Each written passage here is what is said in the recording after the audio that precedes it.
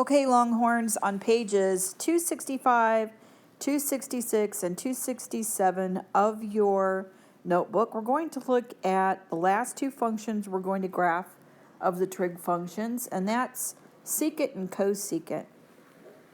So on page 265 here, we have each one of the graphs already graphed for you. This first graph at the top right here, this graph right here is the secant graph, which is the reciprocal of cosine. So here we have the cosine graph, starts at 1, comes around, goes down, comes back up, and then we have this wave that repeats. And this is the cosine wave. Well, the secant curves are the reciprocals of cosine. So we're going to explain in the next page how to graph these. All right, so for secant, on the right hand here, we have some information about secant that you can look at. The period for secant is 2 pi, just like the period for cosine is 2 pi. That's the same. The domain is going to be a little bit different because in the domain for secant, we have some asymptotes. If you look right here, you can see the asymptotes. There's one here at pi over 2. There's one at 3 pi over 2, 5 pi over 2, etc. So for every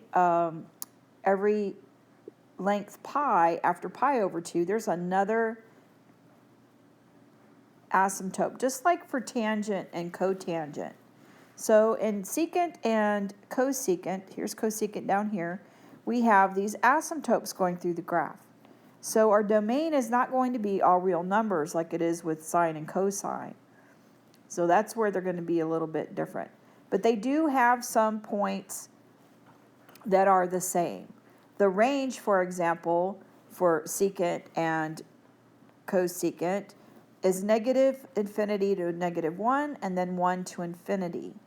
So remember the range for cosine was negative 1 to 1. So basically secant is everything that cosine is not. Or if we want to look at it another way, secant is the reciprocal of cosine. Secant is just basically 1 over cosine. So what happens is the graph ends up getting flipped over. So the bottom line is, if you can graph sine and cosine, then you will be able to graph secant and cosecant very easily without having to do a whole lot more work. So let's take a look at that on the next page.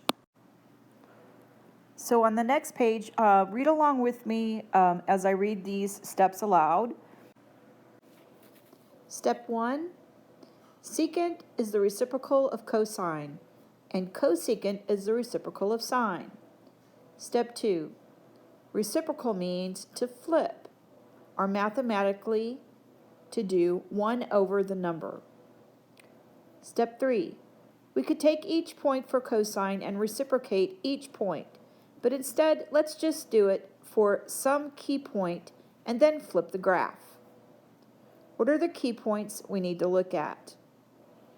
Here we're going to sketch a graph of y equals 2 cosecant of x plus pi over 4.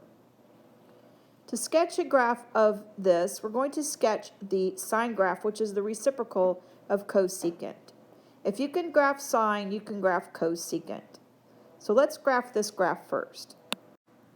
The first thing we're going to need to do is we're going to need to make a table for this because we have several transformations. Here we have a stretch by 2 vertically, and over here we have a phase shift.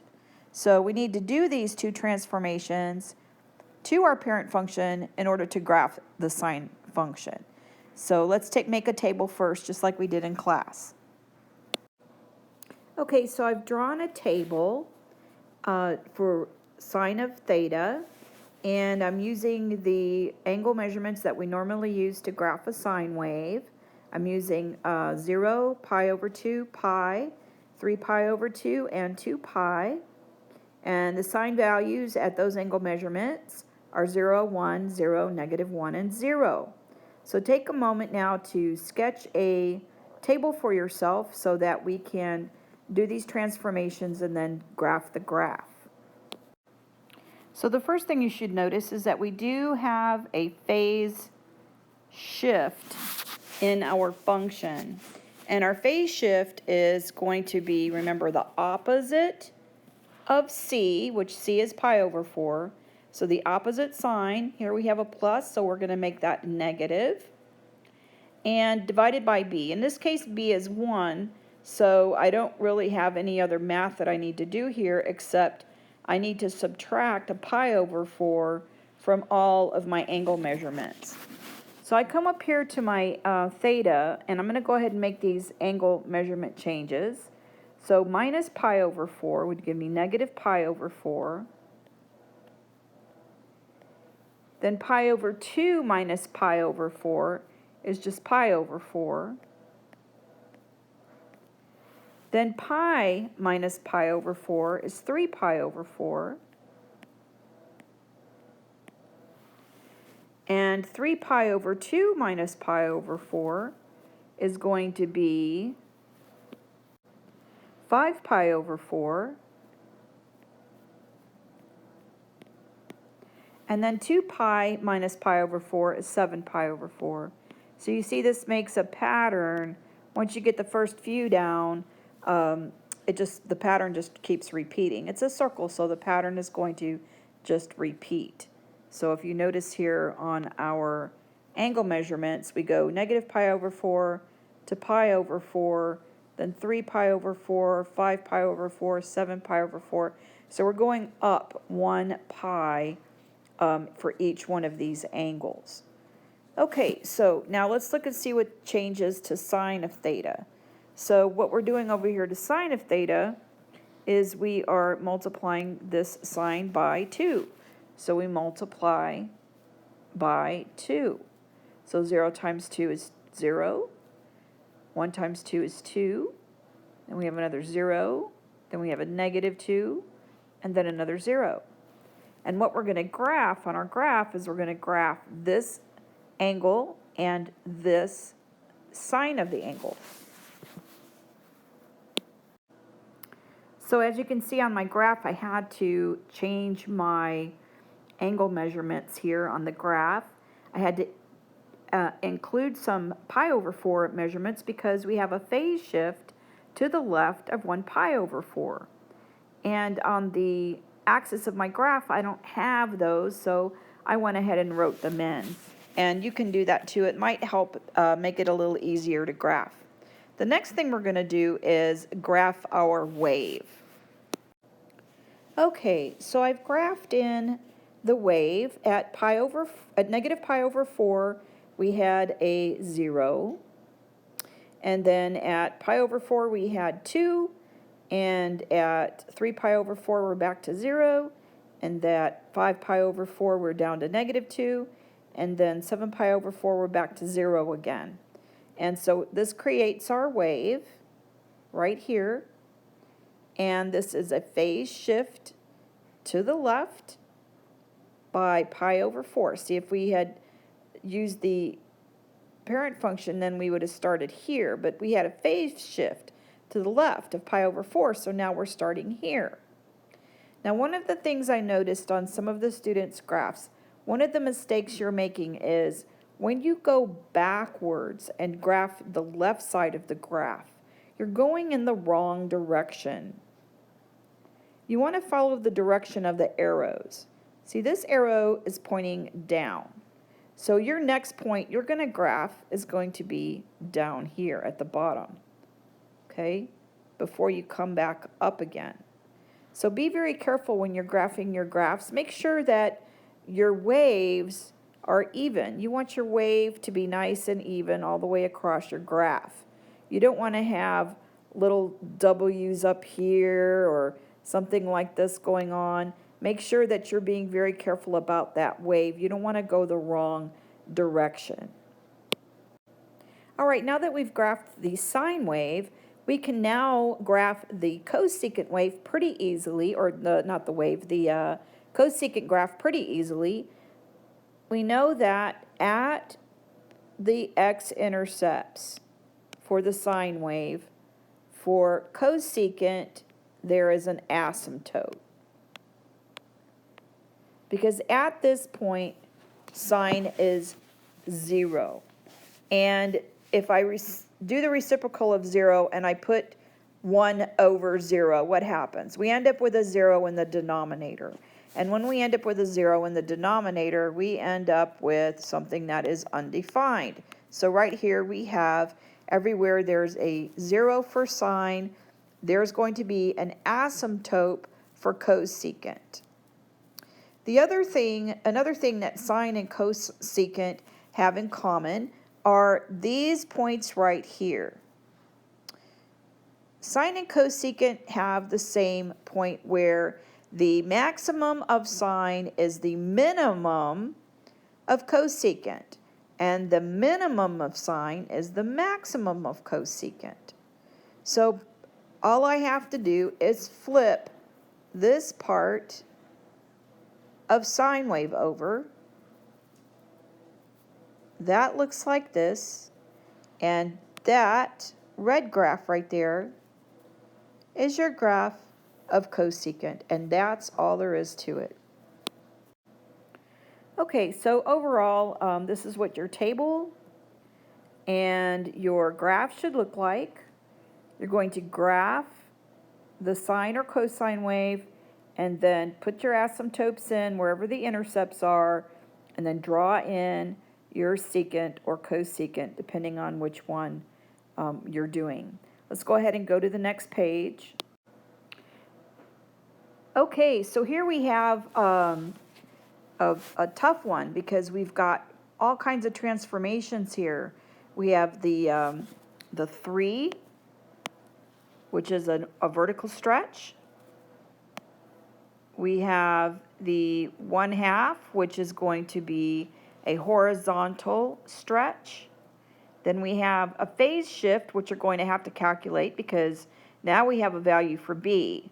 So negative pi over 2 is not the phase shift. We have to calculate the phase shift by factoring out a 1/2. So we're going to find out what that is here in a minute. And then we also have a shift up, a vertical shift up by 1 unit.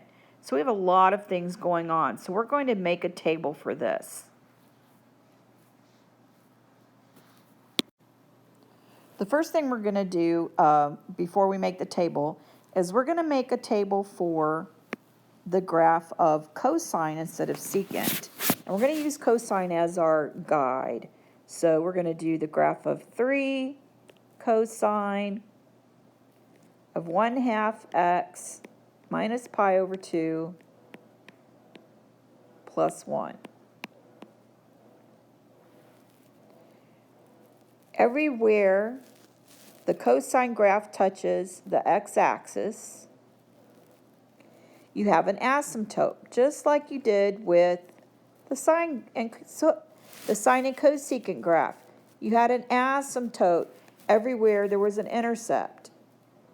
The maximum of the cosine graph are the minimums of the secant graph. This should say secant, not cosecant. So please change that. That should say secant, S-E-C, secant graph. And the minimums of the cosine graph are the maximums of the secant graph, not the cosecant. We need to fix that. Secant is the reciprocal of cosine, and cosine is the reciprocal of secant. So don't get those confused. Cosecant is the reciprocal of sine, and sine is the reciprocal of cosecant. Those are things that you're just going to have to memorize, and I'm going to show you a hand symbol sign that will help you remember which one goes where. Okay, so let's go ahead and make our table. Okay, so the first thing I noticed is that we have 4 transformations to this function. So let's look at the first one. Here we have a stretch vertical. So we're going to have to multiply our cosine by 3. And we have a shift vertical. So we're going to have to add 1 to our cosine value. So that's going to go here and here. The insider is what changes the theta. So remember, theta is the inside measurement of your unit circle. That's the radian measures. So the inside of the unit circle is going to be changed by the insiders of these parentheses. But first, we're going to have to calculate what the phase shift is going to be by factoring out the 1/2. So let's go ahead and do that down here underneath our graph. Okay, so we have the opposite of negative pi over 2 divided by 1/2, or negative c divided by b, which is how we find our phase shift. So we have a little bit of math to do here. Since this is a fraction divided by a fraction, we're going to have to multiply by the reciprocal, which means we're going to multiply this pi over 2 by 2. And when we multiply pi over 2 by 2, we get pi. So our phase shift is going to be plus pi.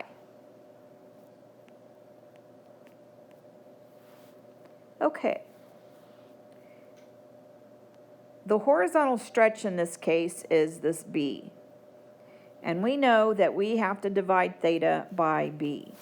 So theta divided by b is the same thing as dividing by 1/2. And we already said that when you divide by 1/2, you have to multiply by 2. So basically, we're taking all of our theta measurements and we're multiplying by 2.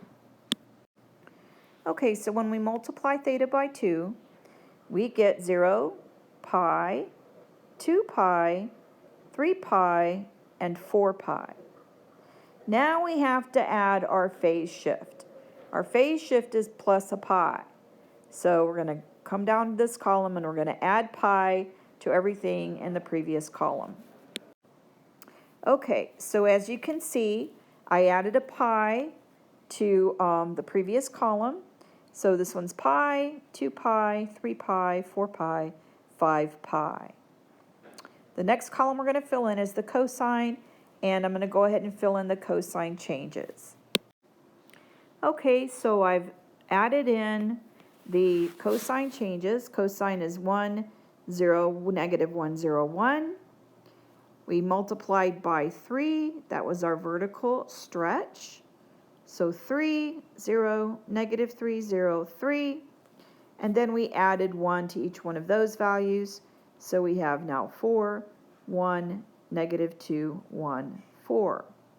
And what we're going to graph is we're going to graph this last change we'd made to theta and the last change we made to cosine. And that's what we're going to graph.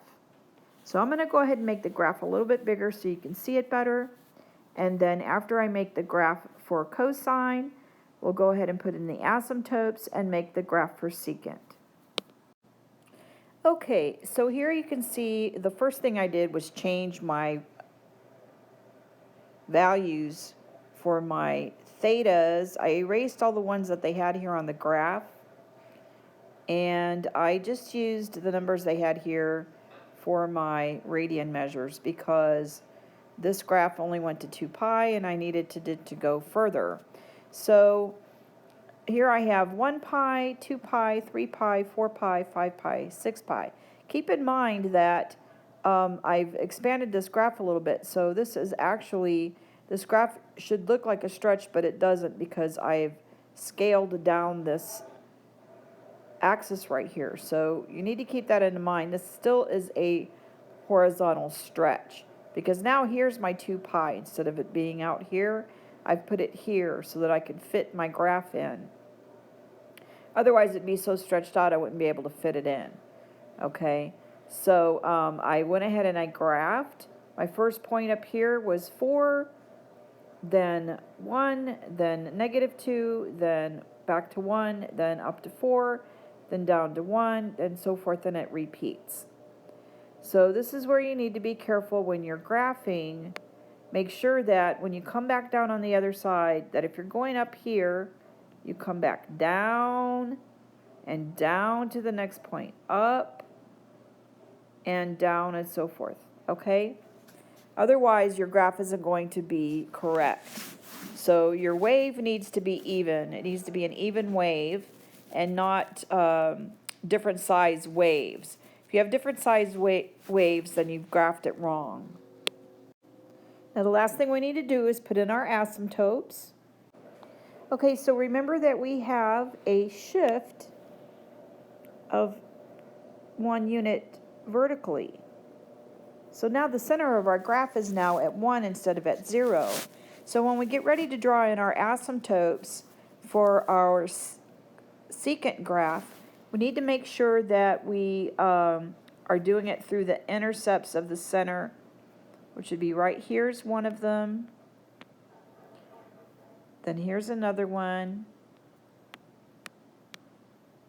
Here's another one. So everywhere that the cosine graph crosses that center line, that's where you're going to have your asymptote. Okay? Then the next thing we need to do is just draw in our secant graph, which is going to be just like that. It's just a U